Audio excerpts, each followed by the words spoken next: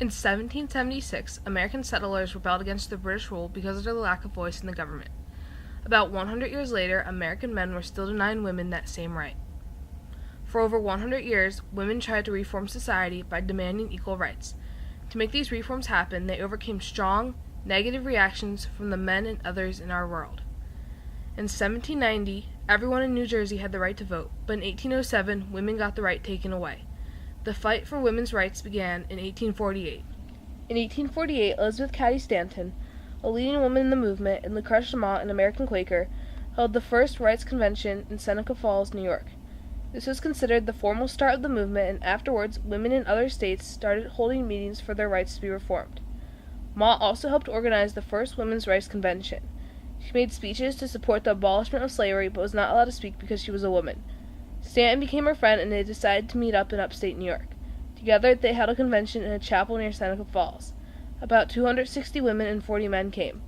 According to American ideals of equality and democracy, women should have say in choosing who made the laws.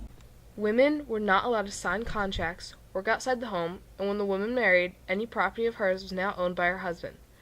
Women also had little schooling because their job was to marry and raise a family.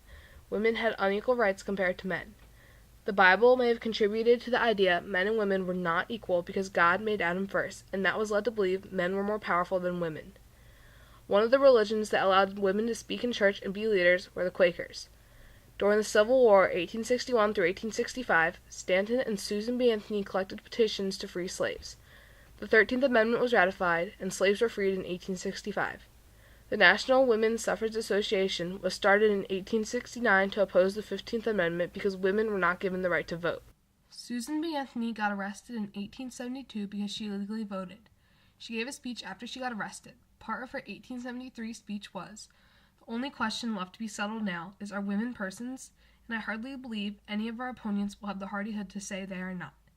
Being persons then, women are citizens, and no state has a right to make any law or to enforce any old law that shall abridge their privileges or immunities.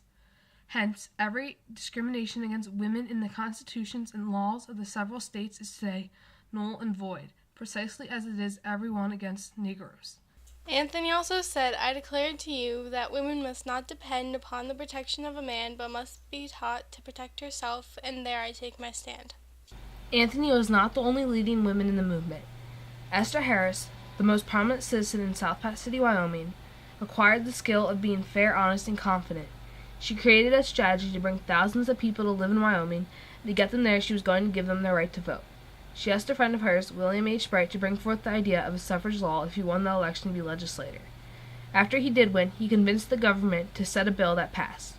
Many people moved to Wyoming because they would have equal rights with this new bill. Since the fight for women to have equal rights all over the United States was not over, Lucy Stone helped out the movement and left a lasting impression. She was an important woman in American history. She was the first woman to earn a degree for college. Stone gave many speeches about the women's rights movement and slavery. She won Susan B. Anthony to her side after Anthony heard her speech at the National Women's Suffrage Convention. She helped with splitting the groups in two and creating the American Women's Suffrage Association. She later passed away on October 18, 1893, leaving her works to her daughter Alice Stone Blackwell.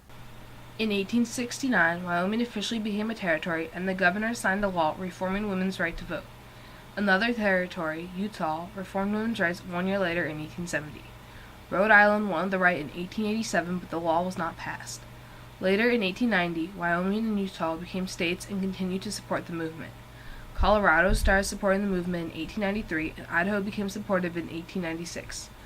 Men turned down New Hampshire's referendum for women's rights in 1902. In 1910, suffragists started to hold parades and rallies in an attempt to get women's rights reformed. At one of the parades, women wore yellow sashes that said, "Vote for Women." Some women rode on cars, proudly waving their banners and flags. The movement slowly started to impact women by letting them go to college, have more independence, and work outside the home. Jeanette Rankin was the first woman to be elected for Congress. She went to the University of Washington and worked with the women's suffrage movement. She helped persuade Montana legislators to approve the Rights Amendment. A month before the amendment went to the voters, Rankin spoke around the state supporting the movement. She ran for Congress in 1916 to be a Republican representative. Even though smaller parades were held, the first major suffrage parade was held by the Women's Political Union.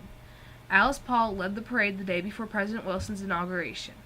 Wilson requested Congress to pass the 19th Amendment. The year after the amendment was passed, Paul wrote men and women should be treated equally under the law. World War I, during 1914 until 1918, may have given the suffragists their biggest lift yet. When World War I started, about 5 million men joined the army. This gave women the opportunity to take over their jobs, even the difficult ones. In 1917, female pickets protested and marched outside the White House, demanding the president to reform their rights. Some were arrested, but that didn't stop them because Congress started thinking harder about reforming their rights. Lucy Burns led the march outside the White House. She was arrested, and while in jail she refused to eat. After a week, the jail officers forced a tube down her nose and throat to feed her. Emily Davidson had done the same thing in 1909. Many women were inspired by Burns' leadership, and the movement went on. Suffragists convinced President Wilson to support the amendment in 1918. The House of Representatives also supported it, while the Senate did not approve till 1919. The first time the amendment was voted on, the Senate was 2 votes short. A few months later, in June, the Senate voted again and got what they needed. In order for the amendment to become law, 36 states had to give their approval. Finally, in 1920, the amendment became a law reforming women's rights. It stated, "The right of citizens of the United States to vote shall not be denied or abridged by the United States or by any state on account of sex. Congress shall have power to enforce this article by appropriated legislation." After a long and difficult journey, every single woman in all of the states had their rights reformed in November of 1920. Although it took many years for women to overcome the negative reactions to their call for equality, women like Lucy Stone and Susan B. Anthony persevered. Their hard work and dedication led women to eventually finding success in their efforts to reform society. The women's rights movement was not in the United States alone.